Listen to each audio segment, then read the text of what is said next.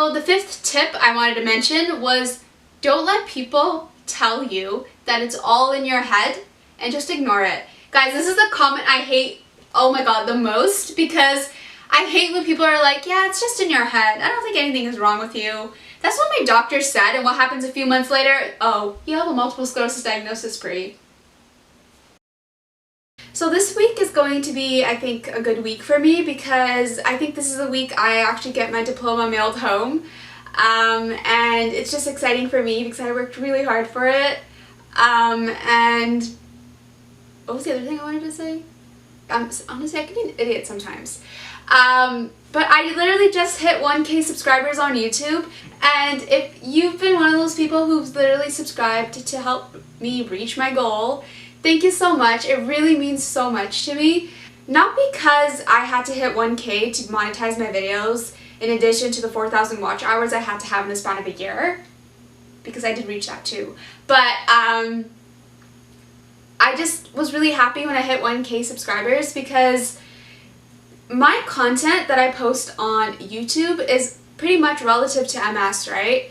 And the very first video I posted on my MS journey was my MS journey video. Guys, I was so nervous. I didn't even know why I was opening up to what I was going through because I didn't even know people were going to be connecting with me as much as they have right now, and I didn't know that there was an MS community right behind the screen. And oh my god, like 1,000 subscribers is a lot to me, and it just made me realize that I'm really not alone.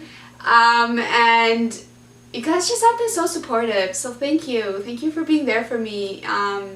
It means a lot. If you haven't subscribed yet, please subscribe. I smile a lot, and I think I talk about things that are pretty much stigmatized in society, and I don't think life should work that way. I feel like people should be open about everything they go through because, I don't know, that's how you build a community. But yeah, so subscribe if you haven't. I hope you guys enjoy this video. So in this video, I wanted to be talking about tips for newly diagnosed patients. Sorry, I had to pause. I forgot what I was saying. Now I forgot what I was saying. Okay, I can't even speak. Okay, let me start again. In this video, I wanted to be talking about tips for newly diagnosed patients with multiple sclerosis. And I thought this video was important in filming because during my diagnosis, like back in 2017, I really wish I had someone to talk to or someone to listen to talk about their experiences that I was also going through. Like, you know what I mean? I just hope that if any one of you also feel like you're in a very dark place right now with your diagnosis, not even with MS, maybe with another chronic illness, I just hope you know that things will be okay. And I just want to be that person to, I don't know, put a smile on your face because things will be okay. And this is something that I did not realize during my diagnosis because I just thought every bad thing was going to happen to me. And that was clearly not the mindset to have during the diagnosis, but it was. And I've lived and learned from that, so moving forwards, I am going to be that positive Pri I said I would be. The first thing I want to be talking about is MS is literally either going to make or break you, and you literally have to be that person to decide what you want MS to do to you. And oh, that was kind of cold. But I'm not trying to be mean, but it's just don't let MS make you believe that it's going to control you because it's not. I mean, sometimes it will, but you just have to fight it. Like, I know there's times where I feel like MS is controlling my mood, in which it is a lot of the times, but at the same time, I can control that in the sense where I'm going to talk about Wim Hof, but meditation, Wim Hof, cold showers, those are the things that calm me down. Those are the things that I do to not stress the F out. Like, an experience I could talk about right now is with my diagnosis, I was letting MS break me. There were so many times where I would just openly just sit on the sidewalk, like while people would walk by, and it was just hard for me because it was like people were like, all I could see was people walking with their legs, and I was like, I have my legs, but they're not working. And it's like, guys, it was so frustrating for me. It really was. So yeah, I was just letting MS break me. At this very moment, I'm not letting MS break me. I only give myself like literally a minute to cry about things, And then after that, I will force myself to do the Wim Hof method, and that calms me down, but I'll get into that a little later on in this video. In terms of letting MS make you, all the tears I've honestly gone through because of MS has been so horrible, but at the same time, I've let these experiences I had with MS make me the person who I am today. So in the sense where all of these difficulties I've gone through has made me the strong person that I've become today. And it's like, I wouldn't have been that strong person if it wasn't for MS when I really think about it now. Like, sure, I went through bullying and I became a strong person, but I didn't realize there was still room for development in terms of becoming an even stronger person until after going through what I was going through with MS. In 2017 and parts of 2018, I spent all that time not like necessarily crying all the time, but more so just feeling depressed in a sense, feeling so upset, feeling so miserable about myself, not knowing why I was going through what I was going through, and not being able to connect with a lot of people going through what I was going through, and that's what was making me feel like shit, if I had to be honest with you. I was at my breaking point, and then at that point I was like, you know what, I'm tired of crying, I'm tired of feeling like I can't do anything with my life right now, so I need to change my mindset. In the beginning I didn't really know how to change my mindset, right? And I just thought maybe if I talk about my experiences with the MS on YouTube, I'd be able to connect with people, maybe going through what I was going through, and maybe I'd also be able to connect with people my age going through what I was going through, right? I wanted to feel confident about what I had, and I wanted to feel confident about the things that I thought I couldn't do, like walking or holding my bladder or doing a lot of the stuff that I just felt like I couldn't do, right? For me, when I stayed silent, I went through depression because I stayed silent, because I didn't want to talk about my emotions. I didn't want people to see me cry. I didn't want to like have people know that I was having difficulties doing things that they weren't having difficulties with. And that itself was just so hard for me. And honestly, this can be a tip, just don't stay silent. If you really need someone to talk to, and you don't have anyone to talk to, and you're watching my video right now, what are you doing? Like, message me on Instagram, because I will be there for you, even if I don't know you. I don't care. Like, I know what it feels like to feel alone, and I don't want you guys to feel that way, especially if you're going through something in your life relative to a disease, because it can be hard, and just don't stay silent. The fourth thing I've written down is change your diet. I feel like we get so much hate for this, but yes, change your diet. Unless you're already having a good diet, then keep it. But this is a tip because for me, I've actually become vegan about a year and 6 months ago. And I love it. I love it so much.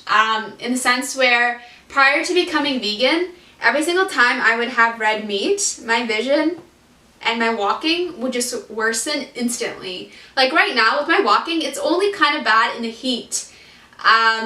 But that's just in the heat, right? In winter, I actually do pretty well with walking. And for me, after realizing that meat was really destroying me in a sense, I was in denial, I'm not gonna lie, because I didn't want to cut out eating meat. But that's what everyone says prior to going vegan, or thinking about going vegan, but saying that they're gonna think about going vegan, but they just don't go vegan because they don't want to cut out animals and they just want to support animal cruelty. And then, yeah, like, no, just don't eat meat. I'll put a link in here somewhere where I talk about are we at fault for COVID-19, and I do talk about veganism in this video. So if you're interested in watching that video and just hearing my thoughts about veganism, you should watch it. So I'll put a link in here somewhere. But yeah, I do suggest changing your diet. And I know doctors have told me that diet has nothing to do with your multiple sclerosis, but I just feel like every doctor would say that because they're only trying to prescribe you medications because that's their job, isn't it? And it's like, I respect that in a sense, kind of. But at the same time, it's like, don't tell me that diet has nothing to do with your disease that you may have, because it does. I'm telling you, I have experience with my vision shaking, my walking just worsening even more quicker than usual. And yet I'm being told by my doctor that no, I think it's just all in your head, kind of thing. And it's like, So the fifth tip I wanted to mention was don't let people tell you that it's all in your head and just ignore it. Guys, this is the comment I hate, oh my god, the most, because I hate when people are like, yeah, it's just in your head. I don't think anything is wrong with you. Because no, guys, it's not in your head. You know your body much better than anyone else does. And it's like my biggest pet peeve, honestly. But you guys know yourself the best, and this is just a tip I thought I would throw in here because I'm pretty sure you guys are going to have to hear this a lot when people just tell you it's all in your head. Let me just tell you something, like just take advice from me, like freaking MSer, but if you actually feel like you can't walk, or if you feel like you're about to wet yourself, or if you feel like you're about to do something that MS is making you do, don't let anyone make you feel like you're just overthinking it and that it's all in your head. Because no, it's not in your head. You actually know yourself better than anyone else, and just don't let this comment get to you and let people control your mood in a sense. If you've been newly diagnosed with multiple sclerosis and you've also been experiencing an overactive bladder, I do suggest wearing adult diapers. And I'm only saying this because it's just been one of the biggest game changers for me. Like every single time I would walk outside, I would always have to fear wetting myself out in public because it wasn't the norm. And I do have a video on this too where I talk about adult diapers and social norms. So you guys should check it out too. I'll put the link in here somewhere. Don't compare yourself to other MSers or people who don't even have a disability basically, or someone who's able to do something that you can't. This is a big one because for me, this was really hard for me in 2017 especially because I couldn't understand how other people were able to walk so fast and I couldn't, because to me it was like rocket science to me. I was just like, how do you relearn to do something that you learned how to do when you were a baby? Like, you know what I mean? It was just really difficult for me. Another tip I wanted to mention, this one is a really big one. I also have a video on this. I'll put it down below in my video. But Wim Hof, holy crap.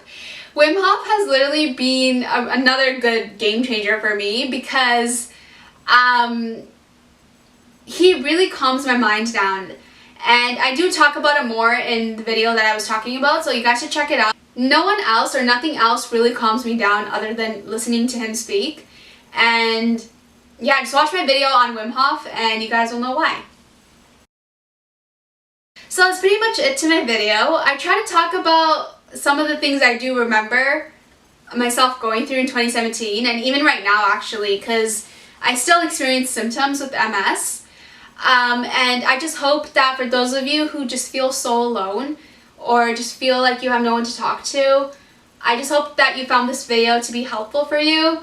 And message me on Instagram if you need someone to talk to because I will get back to you. Subscribe to my YouTube channel if you haven't already. Follow me on Instagram and check out my blog. I'll post links down below as always. And I'll see you guys in my next video that I will post next week. Bye guys. I got my multiple sclerosis diagnosis in 2017. I still didn't feel like I had people to talk to about what I was going through.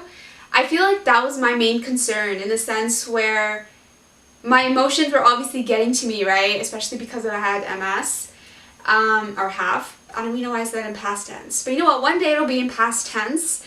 And I'm not waiting for that stem cell thing that people think that is going to happen, but I don't think it's going to happen. I'm going to make this happen myself. So I feel like I hope for big things and they just never happen. But you know what? You start small, right?